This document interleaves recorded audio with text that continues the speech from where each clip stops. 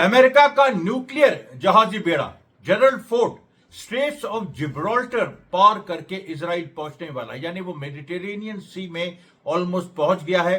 और यहां से देखिए संडे को पूरी संभावना है कि वो गल्फ ऑफ ओमान के पास पहुंच जाए, और डेट और टाइमिंग भी आ गई है। इतना प्रिसिशन मैंने कभी नहीं देखा है। यह बताया जा रहा है कि, और ये गुप्त सूत्रों से मालूम चला है कि आज यानी फ्राइडे को जो 6 PM ईस्टर्न टाइम है और संडे को 9 PM ईस्टर्न टाइम, उसके बीच में हमला होगा। 21 फरवरी की डेट भी बताई जा रही है, और संडे को 9 PM ईस्टर्न टाइम मतलब ईरान की सुबह, ईरान में मंडे होगा। तो ऐसे वक्त हमला किया जाएगा जब ईरान सो के उठेगा मंडे को।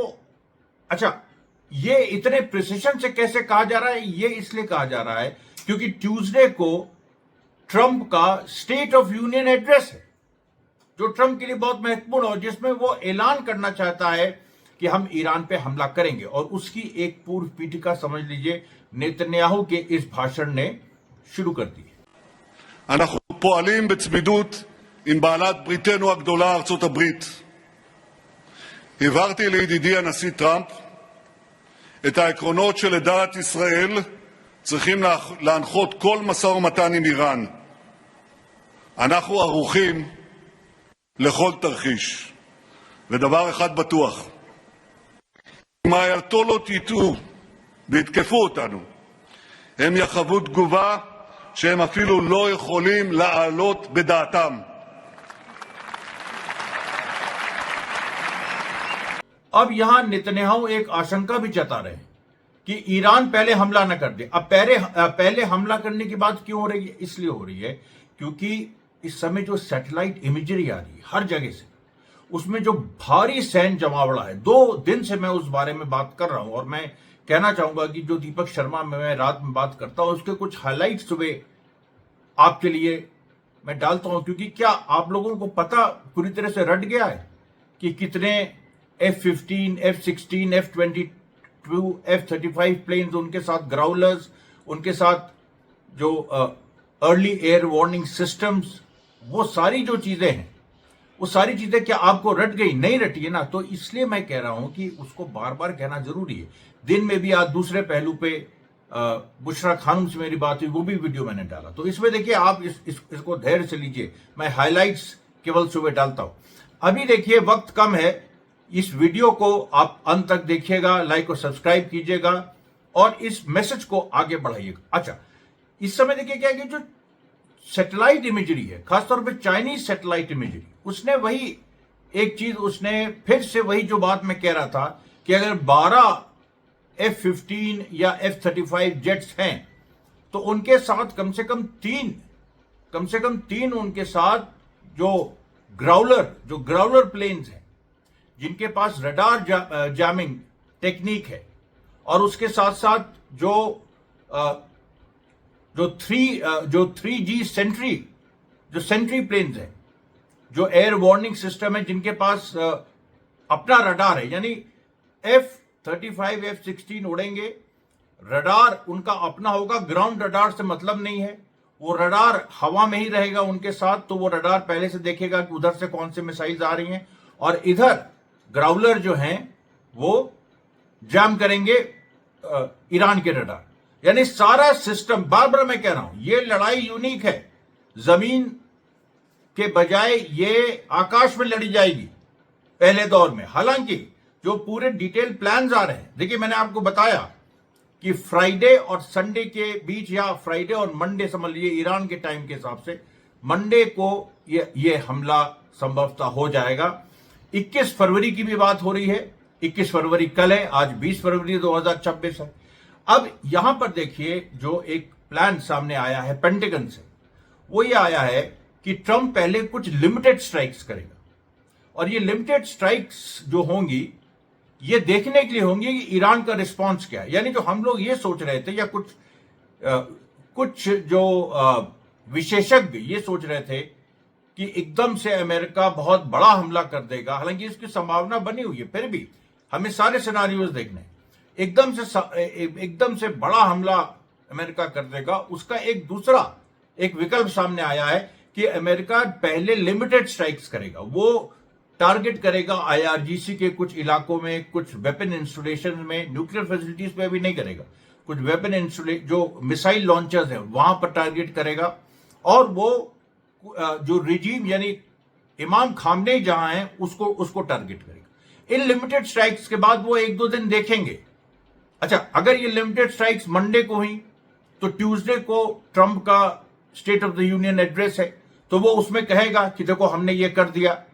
ईरान ने अगर रिस्पॉन्ड किया भी तो जो उससे या तो ईरान ऐसा रिस्पॉन्ड करे मंडे को ही जिसमें इजराइल की तबाही हो जाए, तब ये ट्रंप फंस जाएगा। वरना वो ऐसे टाइम भी कर सकता है मंडे की सुबह या मंडे की दोपहर को कि ईरान को रिएक्ट करने में वो लोग कुछ डिले करा सकते हैं या उनके कुछ रडार जाम कर सकते हैं। क्योंकि ईरान की जो इंतजाम है, मैं बार बार कह रहा हूं, ये बहुत जटिल लड़ाई है और मैं बड़े पैशन के साथ इस बात को कह रहा हूं। ईरान का जो इंतजाम है वो ये है कि वो तैयार है इस बात के लिए कि अमेरिका अटैक करेगा और ईरान रिस्पॉन्ड करेगा।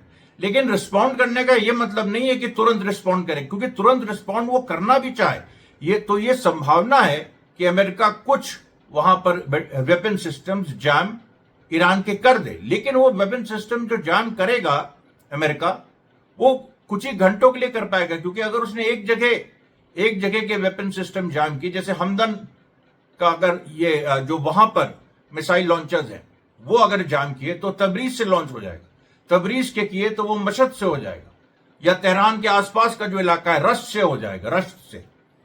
तो इसलिए यह हो सकता है कि मंडे को अमेरिका स्ट्राइक करे और ईरान का एक डिलेड रिस्पॉन्स आए और उस डिलेड रिस्पॉन्स का ट्रंप फायदा उठाए और ट्यूसडे को वो ये डिक्लेयर कर दे कि हमने स्ट्राइक की है और ईरान को सरेंडर कर जाना चाहिए। अगर इमाम खामनेई पे स्ट्राइक नहीं भी हुई, कोई और लीडर पे हुई, या ऐसे ही किसी मौलाना पे हो गई, ये संभावना है। नहीं भी हुई तो किसी आर्मी ऑफिसर पे होगी बड़े, तो ट्रंप लेकिन ये जरूर ट्यूसडे को कहेगा कि ईरान सरेंडर करे और हम देखो टाइम देते, ताकि वो ये नहीं दिखाना चाहता है कि हमने पूरा ईरान को एक साथ मार के सिविलियन कैजुअलिटीज बहुत सारी कर दी। America wants to prevent civilian casualties in the first stage. बाद में तो खैर उसका इंटेंशन तो यही है। आप जानते हैं कि इराक वॉर और अफगानिस्तान सबको मिला के 30 से 40 लाख मुस्लिम्स की हत्याएं हो चुकी है। उसमें 70 से 75% सिविलियंस हैं, इनोसेंट औरतें और बच्चे, और हम गाजा को काउंट भी नहीं कर रहे। उसके अलावा केवल यूएस वॉर्स जो 9/11 के बाद हुई। तो इसलिए यहां पर बात यह है कि जो ट्रंप की स्ट्रेटेजी देखिए उसको समझिए। तो अभी वो चाहता है कि इस तरीके की लिमिटेड स्ट्राइक्स हों, ईरान को एक अल्टीमेटम और दे और उसके बाद एक बड़ी स्ट्राइक करे। फिर अगर, क्योंकि ईरान देखिए मंडे को स्ट्राइक हुई तो मंडे दोपहर शाम नहीं तो ट्यूसडे सुबह तक रिस्पॉन्ड कर देगा। अगर उसके कुछ सिस्टम जाम भी कर दिए तो दूसरी जगह से वो रिस्पॉन्ड करेगा, क्योंकि उसकी तैयारी है पूरी। इसी को मोजियाक, जो मैंने कल बताया, मोजियाक लाइक फॉर्मेशन कहते हैं, मोजियाक डिफेंस, कि वो पूरा फैला हुआ है, एक जगह केंद्रित नहीं, कहीं यहां कहीं यहां कहीं यहां। तो इसलिए देखिए, तो ये बहुत महत्वपूर्ण है। उसके बाद जो इजराइल के फॉरेन मिनिस्टर गिडियन सार है, उन्होंने भी एक बयान दिया और उन्होंने बड़ा ही अजीब सा बयान, जो उम्मीद नहीं मतलब कोई कर सकता कि इजराइल कभी ऐसा बोल सकता था यूएनओ में, कि यूएन के सारे रेजोल्यूशंस को धता बताते हुए उसने कहा कि इजराइल का ही फिलिस्तीन है, फिलिस्तीन नाम ही नहीं था पहले, जबकि इतने प्रूफ है। मतलब जो ब्रिटिश एडमिनिस्ट्रेशन जिसने इजराइल को दिया फिलिस्तीन, उन्होंने अपने लेटर्स में फिलिस्तीन का नाम मेंशन किया, बल्कि जो पहले जो प्रेसिडेंट थे इजराइल के, बेन गुरियन, वो अपने को पैलेस्टीनियन कहते थे। तो ये तो एकदम, लेकिन अब देखिए यूएनओ के मंच पर डंके की चोट पे झूठ बोला जा रहा है। और यही देखिए, आपको मैं बताऊं, एप्स्टीन एरा की यही सच्चाई है। ये पोस्ट ट्रूथ एरा है, post truth era post shame era हो गया है। यानी जो सच्चाई के मतलब सच्चाई का महत्व नहीं है और हया का महत्व नहीं, बेहयाई का दौर है। तो इसलिए इस तरह की बातें इसमें हो रही है। अच्छा, अब देखिए, अब हम जो आगे बढ़ते हैं। इसमें देखिए अब यहां पर नेगोशिएशन भी देखिए पैरेलल चल रहे हैं, और नेगोशिएशन में जो एक बहुत महत्वपूर्ण बात है कि उसमें आज अब्बास अराक्ची का जो ईरान के फॉरेन मिनिस्टर है उनका इंटरव्यू भी आया, आप देखिए उसको। that there is no military solution for Iran's nuclear program. That has been tested last year, and there were a huge attack on our facilities, on our, they killed and assassinated our scientists, but they couldn't kill our nuclear program. Why? Because it is developed by ourselves, by our scientists. This is a technology developed by us, belongs to us. And it cannot be destroyed by bombings, militarily. The only solution is diplomacy. This is why the U.S. is back in the table of negotiation. इस interview में Abbas Araghchi क्या कह रहे हैं? वो ये कह रहे हैं कि अमेरिका से हमने यूरेनियम या जीरो इन्वेस्टमेंट की बात ही नहीं की, बात यहां पर न्यूक्लियर बॉम्ब बनाने की है। और उन्होंने ये भी कहा कि अमेरिका ने ऐसी डिमांड भी नहीं की। अब ये देखिए, अब यहां पर अराक्ची तो खैर उनके सामने जो बात हुई उन्होंने कहा, लेकिन इसके पीछे का अमेरिकन गेम क्या है ये भी समझने की जरूरत है। अमेरिकन गेम देखिए बहुत क्लियर है कि अमेरिकन ये चाहते हैं, ये इंप्रेशन दें, क्योंकि वो बातचीत का ऐसा कोई खास महत्व नहीं है जो बातचीत चल रही है, फिर भी उसको जिंदा रखना है, दोनों साइड को जिंदा रखना है, तो हो रही है। लेकिन उसमें भी गेम देखिए कैसे हो रहा है, साइकोलॉजिकल गेम हो रहा है, पॉलिटिकल गेम हो रहा है, डिप्लोमेसी के कवर में गेम हो रहा है। वो ये हो रहा है कि उसमें अमेरिका ये कहीं भी ईरान को हिंट नहीं देना चाहता कि वो बेलिजरेंट है, कि वो हमला करने जा रहा है, ताकि ईरान के जो लीडर्स हैं वो ऐसे सॉफ्ट बयान दे। और ईरान के लीडर्स को भी ऐसे बयान देना अभी सूट करता है, क्योंकि ईरान को भी अभी ये इमेज नहीं देनी है कि वो पहले हमला कर देगा। हालांकि नेतन्याहू ने इस बात को कहा है कि अगर ईरान ने पहले हमला किया, मतलब उसको अंदेशा है, जो सबसे शुरू में हमने आपको पहला क्लिप दिखाया था।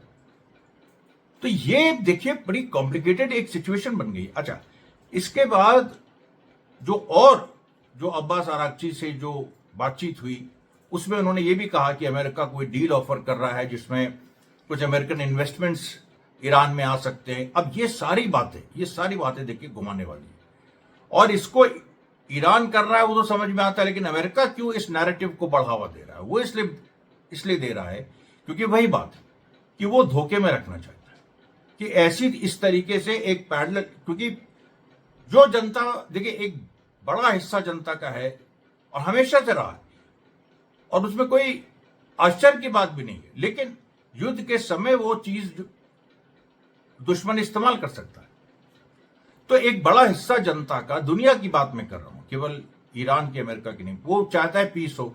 तो पीस तो ठीक है, लेकिन पीस के बहाने, पीस की बात करके अमेरिका उस हिस्से को एक तरह से शांत करना चाहता है। और एकदम से हमला होगा, फिर ट्रंप कह देगा कि हमने देखिए लिमिटेड स्ट्राइक्स की, ईरान अब सरेंडर करे, ईरान अब ये बात माने, वो बात माने। यानी now war is also an extended arm of diplomacy.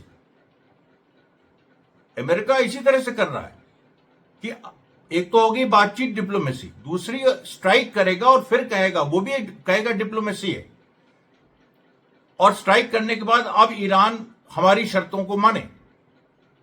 जून में भी यही हुआ था, लेकिन जून में क्योंकि इजराइल ने पहले हमला कर दिया था और ईरान का बहुत नुकसान हो गया था, इसलिए फिर वो ये हो गया था कि एक तरह से ईरान के पक्ष में वर्ल्ड ओपिनियन बन गया था, और फिर ईरान ने रिस्पॉन्ड किया। इस बार ये लोग ये नहीं होने देना चाहते। देखिए बहुत सूक्ष्म और बारीक चीज है, इसलिए आप लोग बेकार की बहसों में मत पड़ा करिए। यहां पर इसी मंच पे सारी बातें हो रही हैं, आप जानते हैं, एक एक सूक्ष्म बारीक चीज का विश्लेषण हो रहा है। हम यहां जनरल बातें भी आपको हमारे जो हम अपने चैनल पे बोल रहे हैं, दूसरे चैनल्स पे भी हम बोल रहे हैं। क्यों इतनी मेहनत हम कर रहे हैं? इसीलिए ताकि वो बातें सब तक पहुंचे, ये बारीक बातें सब तक पहुंचे। तो अच्छा, अब देखिए, अब ये भी एक साइकोलॉजिकल वॉरफेयर। नॉर्वे ने नॉर्वे के केवल 60 सोल्जर्स, 60 मिडिल ईस्ट के आसपास डिप्लॉयड है, उनको वापस बुला लिया। मतलब इस तरह का आदेश जारी किया कि वापस आ जाए क्योंकि खतरा है। कल पोलैंड के प्राइम मिनिस्टर डोनाल्ड टस्क ने पूरी अपील की थी कि पोलिश सोल्जर्स वापस आ जाए। तो ये सारी चीजें देखिए उसी मकसद से हो रही, और एक और खतरनाक साजिश यहां पर पल रही है, और वो साजिश है आइसिस। क्योंकि अल्टीमेटली अमेरिका का जो एम है कि इस लड़ाई को लंबा खींचो, ऐसी लिमिटेड स्ट्राइक्स करते जाओ। ईरान, उसको उम्मीद है कि वो रिस्पॉन्ड करेगा, लेकिन उसका भी रिस्पॉन्ड उतना लार्ज स्केल नहीं होगा।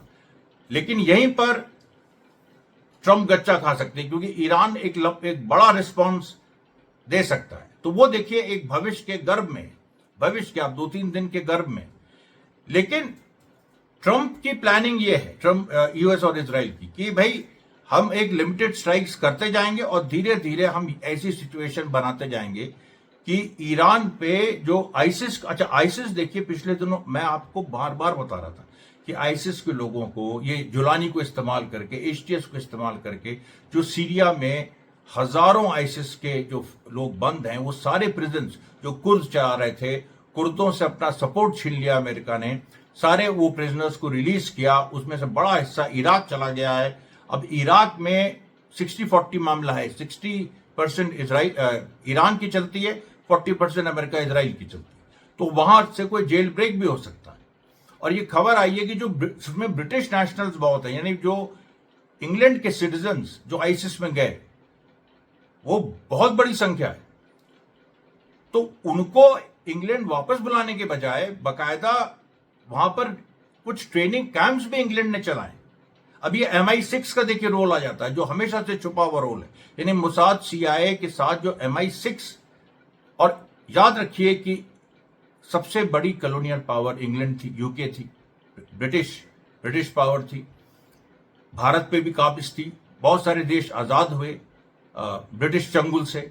लेकिन उन लोगों ने अमेरिका के थ्रू, इजराइल के थ्रू उन्होंने रूल करना जारी रखा अलग तरह से। और फिर वो लोग पूरी तरह से इस तैयारी में हैं कि वापस वो लौटे। इसीलिए ईरान और यूएस इजराइल की जो ये जंग है, ये तीसरी दुनिया आप कह लीजिए, या जो देश 1947 में आजाद हुए, 1940s में आजाद हुए, उनके अस्तित्व की भी जंग है।